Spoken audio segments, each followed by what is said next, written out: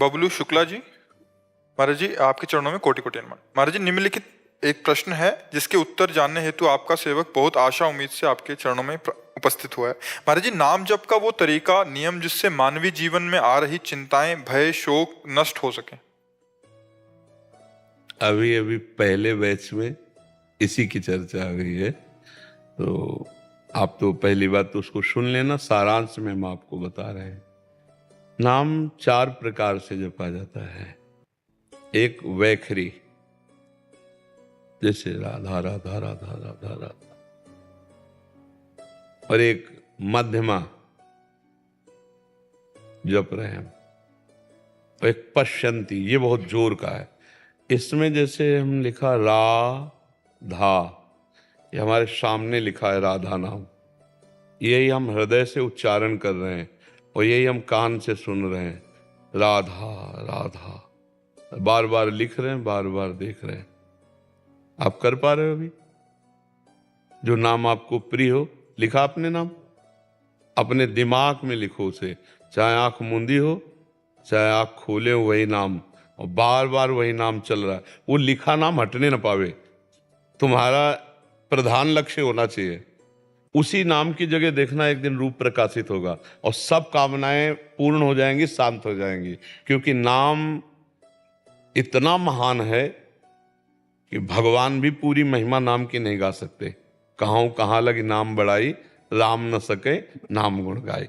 स्वयं प्रभु अपने नाम की महिमा का पूर्ण वर्णन नहीं कर सकते, तो कोई संत महात्मा शास्त्र की तो बात जाने दो, भगवान स्वयं महिमान है। तो इसलिए हम बार बार जो नाम प्रिय हो उस नाम को पहले लिखें और सुने। पश्यंती, फिर परावाणी से नाम स्वयं चलता है। उस समय फिर कोई कामना, कोई वासना नहीं रह जाती।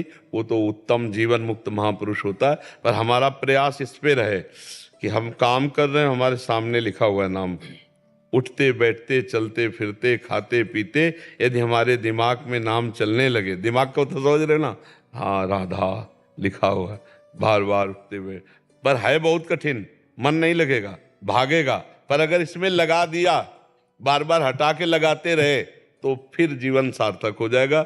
आप देख लेना, जो पीछे प्रश्न करता थे उन्होंने कहा था 15 वर्ष से मैं जप रहा हूं, और महाराष्ट्र के थे, तुकाराम जी के परिकर के थे, 15 वर्ष से जप रहा हूं लेकिन मुझे वो आनंद नहीं मिला। तो हम कहा अब ये करके देखना, अगर 15 दिन में समझ में आ जाए तो हमें बताना कि 15 दिन में कैसा लगा।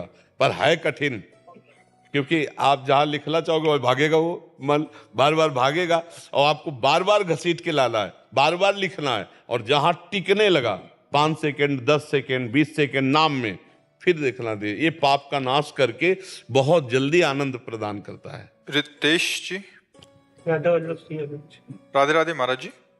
महाराज जी, मैं YouTube के माध्यम से आपका सत्संग पिछले 8 महीनों से सुन रहा हूँ। आपके प्रवचन द्वारा पता चला कि नाम जप, संतों का समागम, भक्तों के संग की महिमा आपने बताया कि बिन हरि कृपा मिले नहीं संता। तो हरि की कृपा कैसे हो कि निरंतर संतों का प्रत्यक्ष समागम मिलता रहे? संत गुरुदेव, तो अभी हरि की कृपा नहीं मान रहे क्या?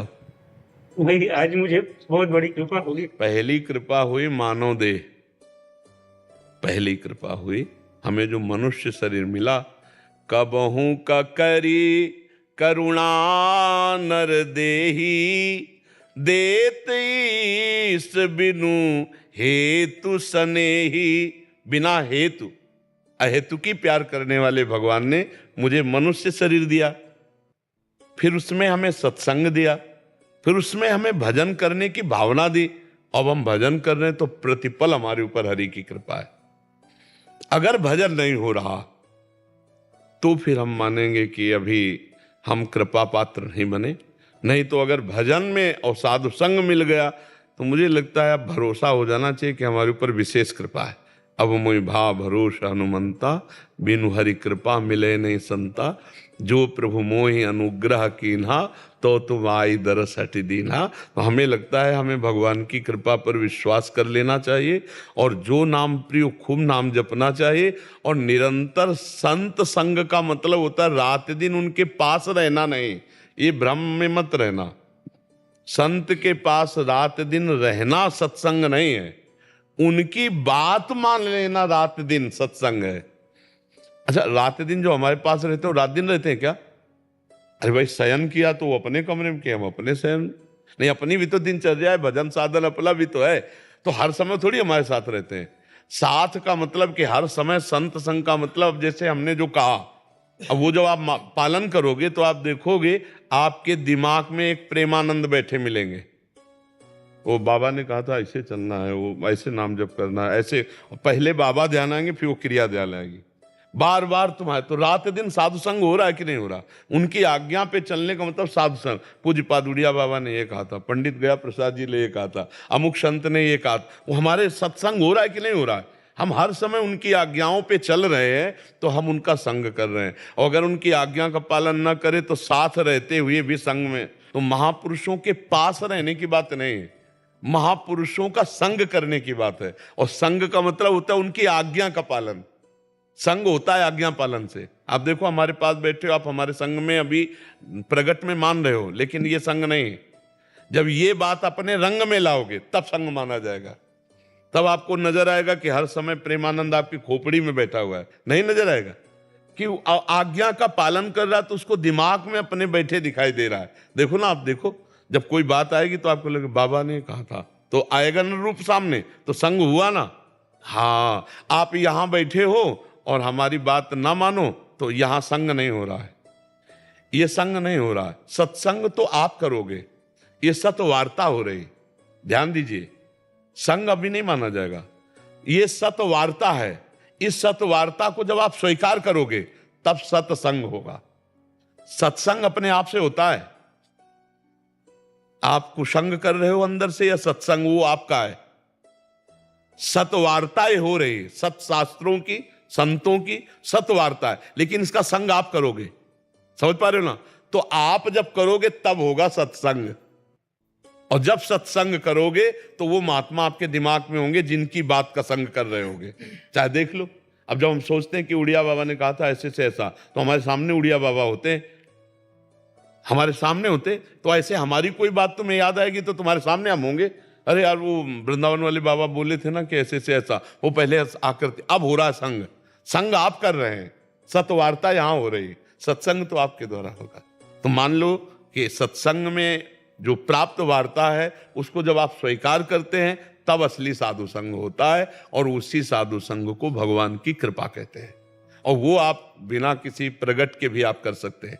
प्रगट में कितनी देर आप साथ रह सकते हैं? किसी भी संत के पास कितनी देर रह सकते हैं? और शास्त्र आज्ञा करता है रात दिन साधु संग करो।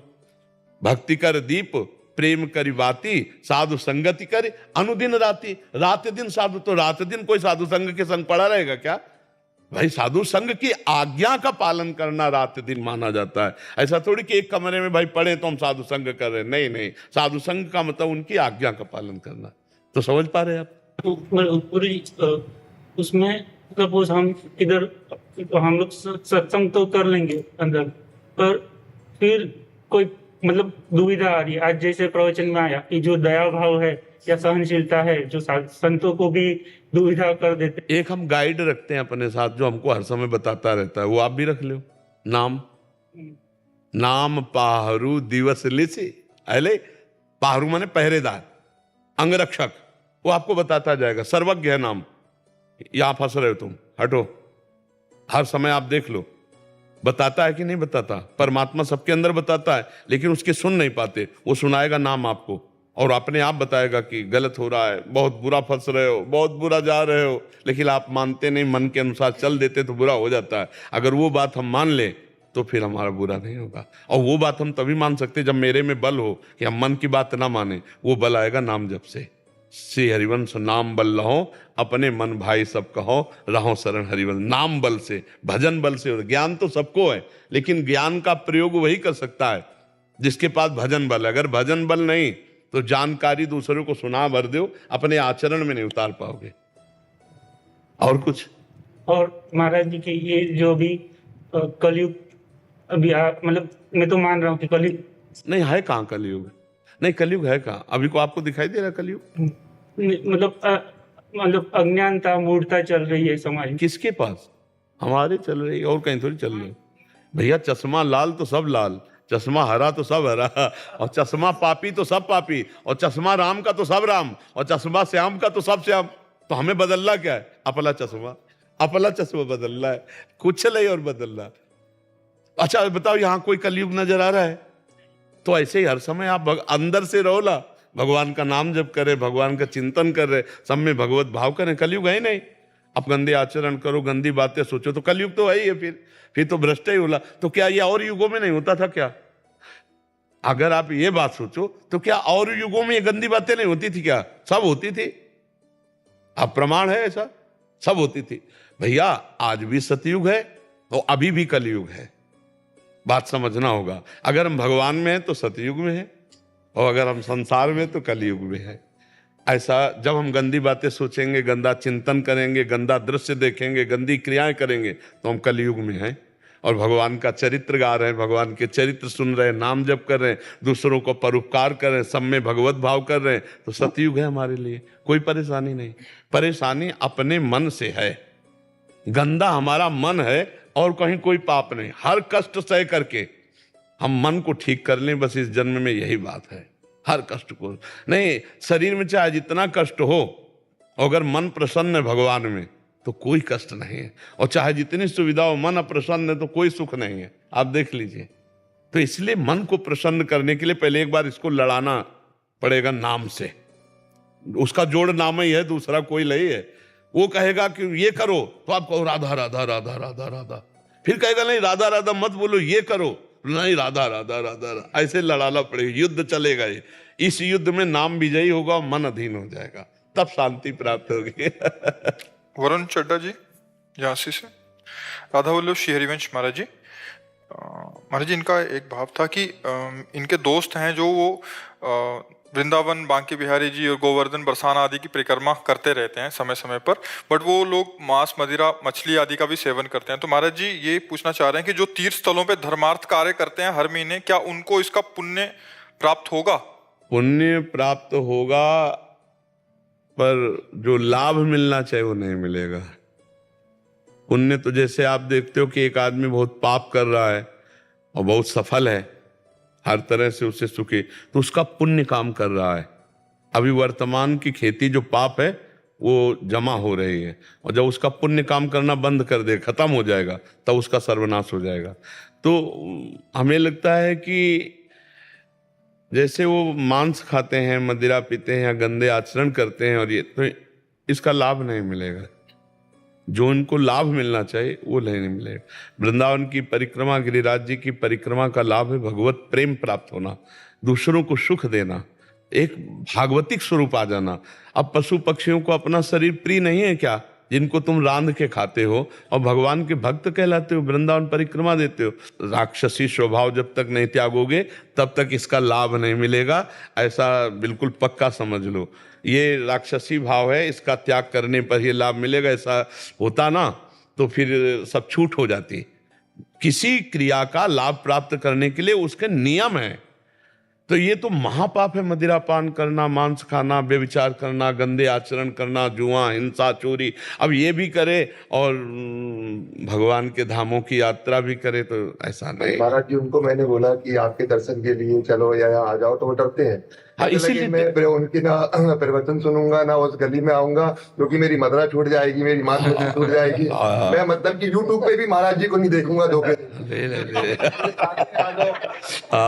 वो आओ मेरे साथ में, मुझसे यहाँ मिल जाओ। कह रहा मैं मिलने भी नहीं आऊंगा, गली में भी नहीं जाऊंगा। कह रहा मेरी मदरा छूट जाएगी, मेरी माँ छूट जाएगी, मैं ये सब नहीं छोड़ सकता। हाँ, वो नहीं छोड़ सकते क्योंकि नरक जाना है ना, नरक जाना पड़ेगा, नरक जाना पड़ेगा, दुर्गति होगी। इन्हीं कारणों से जो है ना जीव विमुख हो जाता हो। ये कोई सहयोग नहीं देंगे, आप ध्यान रखना। आज्ञा का पालन, जैसे आप हमारे पास आए हो तो एक नियमावली से आए हो ना, तभी तो आप मिल पाए हो। जैसे हमारे शास्त्रों में लिखा है कि आप धाम यात्रा कैसे करो, आप धाम यात्री बनो तो कैसे आचरण होने चाहिए, आप भगवान के दर्शन करने जाओ तो कैसे आचरण होने चाहिए। आप उन सबकी धज्जियां उड़ा रहे हो ना घमंड के कारण। तो बिहारी जी की आज्ञा का उल्लंघन करके बिहारी जी जाओगे तो तुम्हें लाभ नहीं मिलेगा। 20 साल पहले महाराज जी मैं भी मीट मछली खाता था, लेकिन कुछ आपका फेसबुक में जोड़ा, तो जुड़ते जुड़ते क्या हुआ चमत्कार कि मैं अंडे के ठेले पे भी नहीं देखता हूँ। नहीं, गलत बात ना करें। हाँ, बहुत अच्छा, धन्यवाद आपको। और तुम्हारे दोस्तों के प्रति भी हम प्रार्थना करते हैं कि भगवान सद्बुद्धि दें, नए बच्चे हैं, सद्बुद्धि दें आज नहीं तो कल। कभी ऐसा झटका फंस गया कि मतलब कोई ऐसा प्रसंग आ गया, उनके दिमाग में चढ़ गया तो छोड़ सकते हैं। पूछते हैं छूट गया, मैंने कहा मेरा छूट गया, और मुझसे मतलब अंडे के ठेले पे भी मेरी देखने की इच्छा नहीं होती है। नहीं, और घमंड मत करना, नहीं देखने क्या फिर खाने लगोगे। माया बहुत विचित्र है कि मैं त्यागी हूँ, ऐसा भी मत सोचना, कृपा से हो गया है। हाँ, आपकी कृपा से हुआ है। महाराज जी, जैसे हम अपना ब्रह्म मुहूर्त में जगते हैं और नाम जपते हैं, और दिन में जैसे हम अपना काम करते हैं, और लेकिन पूरा मन हमारा काम में रहता है, और लेकिन हम बीच बीच में नाम तो जरूर उच्चारण। नाम महाराज जी जपते हैं, लेकिन पूरा मन हमारा काम में रहता है। कोई बात नहीं, कोई बात नहीं, उस काम को 8 घंटे या 10 घंटे करने के बाद भगवत समर्पित कर सकते हो। हाथ जोड़ा और हे प्रभु, 8 घंटे से जो हम ये काम कर रहे थे वो आपकी सृष्टि का कार्य मैं आपको समर्पित करता हूँ, वो भजन ही माना जाएगा। कर्म समर्पण भगवत प्राप्ति करा देता है।